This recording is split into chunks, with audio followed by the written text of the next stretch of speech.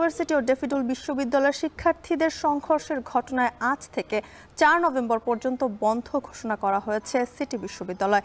এর মধ্যে হল ছেড়েছেন শিক্ষার্থীরা। এই বিষয়ে জানাতে ক্যাম্পাস থেকে যুক্ত হচ্ছেন সহকর্মী হুমায়ুন কবির। হুমায়ুন, বিশ্ববিদ্যালয়ের সার্বিক পরিস্থিতি এখন কেমন দেখছেন এবং দুপক্ষের মধ্যে কোনো সমঝোতা হয়েছে কিনা জানাবেন।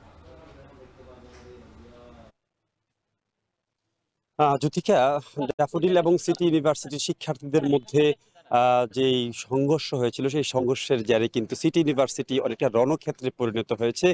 সাজানো গোছানো যে ক্যাম্পাস সেটি কিন্তু এখন একটা ধ্বংসস্তূপের মতো পরিণত হয়ে পড়ে রয়েছে। এখানে আসলে গতকাল থেকে আপনি যেমনটি বলছিলেন ছুটি ঘোষণা করা হয়েছে হলগুলো, এবং আজ থেকে কিন্তু একাডেমিক কার্যক্রম ৪ নভেম্বর পর্যন্ত বন্ধ ঘোষণা করা হয়েছে। এবং পুরো ক্যাম্পাসে কিন্তু এখনো যে ধ্বংসস্তূপের মধ্যেই পড়ে রয়েছে এবং একটা বিভীষিকাময় পরিস্থিতির কিন্তু এখনো শেষ হয়নি। আমরা একটু এই ঘটনাকে ঘিরে কিন্তু তাদের সিটি ইউনিভার্সিটি এবং ড্যাফোডিল ইউনিভার্সিটি থেকে আমরা জেনেছিলাম যে আসলে তারা নিজেদের মধ্যে সমঝোতা করে ফেলবে, কিন্তু আজকে আমরা নতুন একটা আভাস পেয়েছি হয়তো মামলা হতে পারে। আমরা এই বিষয়ে কথা বলার জন্য সিটি ইউনিভার্সিটির যিনি উপাচার্য রয়েছেন তার সাথে একটু যুক্ত হতে চাই। স্যার, কেমন আছেন? একটু জানতে চাই যে আসলে আপনারা তো নিজেরাই সমাধান করতে চেয়েছিলেন এই ঘটনাটার আলোচনার মাধ্যমে, কিন্তু সেটি কি হচ্ছে নাকি আপনারা প্রশাসনিক আইনগত ব্যবস্থা নিচ্ছেন? আমরা যেটা হচ্ছে গতকালকে আমরা ইউজিসিতে গিয়েছিলাম, আমি আর আমার প্রভিসি দুজন মিলে আমরা গিয়েছিলাম এবং ওখানে মাননীয় যে সদস্য আছে তার সাথে আমরা কথা বলেছি। এখন একটা জিনিস, যেহেতু একটা অনাকাঙ্ক্ষিত ঘটনা ঘটছে এবং একটা ক্রিমিনাল সংঘটিত হয়েছে আমার ইউনিভার্সিটিতে, তা আমরা আইনের দিকটাও আমরা দেখবো। কারণ কি, এটা আইনের এটা যদি আমরা যথাযথভাবে অনুসরণ না করি পরবর্তীতে কোনো ডকুমেন্টেশন হয়তো থাকবে না। যদি পরে আমাদের মিউচুয়াল আন্ডারস্ট্যান্ডিং এর মাধ্যমে যদি এটা সবকিছু ঠিক হয়ে যায় তখন আমরা দরকারে সেগুলো উইথড্র করে নিব।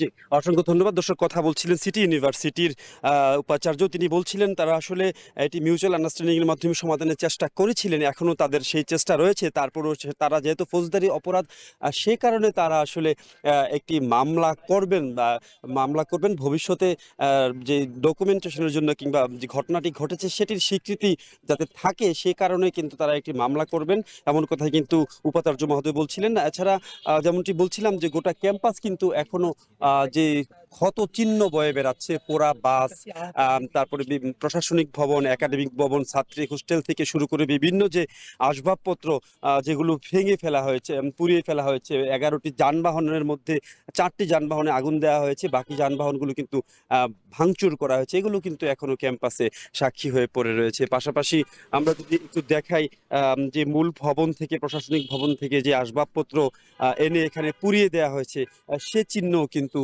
এখনো বর্তমান রয়েছে।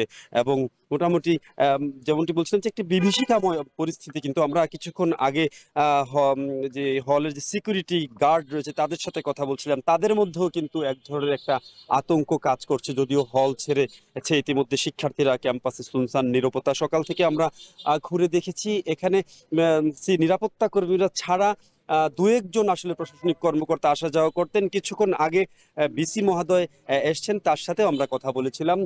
তিনি আসলে যেমনটি বলছিলেন যে তারা হয়তো আইনগত যে বর্তমান যে প্রচলিত আইন রয়েছে, প্রচলিত আইন মেনে হয়তো তারা একটি মামলা করবেন, এবং যদি মামলা করার পরেও আসলে ড্যাফোডিল ইউনিভার্সিটির পক্ষ থেকে সেটা সমাধানের চেষ্টা করা হয় তাহলে তারা সেই সমাধানের পথেও যাবে, এমন কথাই বলা হচ্ছে। একটা বিষয় একটু জানিয়ে রাখতে চাই, যে 11 জন শিক্ষার্থী যে আটক করে রাখা, হামলা করার সময় যে 11 জন শিক্ষার্থীকে সিটি ইউনিভার্সিটি কর্তৃপক্ষ আটক করেছিল, সেই 11 জনকে কিন্তু গতকাল ইউজিসির প্রতিনিধি দল এসেছিলেন এবং প্রক্টোরিয়াল বডির সদস্যরা এসেছিলেন ড্যাফোডিল ইউনিভার্সিটি। তারা আসার পরে কিন্তু ইউজিসির সদস্যদের সামনে ড্যাফোডিলের প্রক্টোরিয়াল বডির কাছে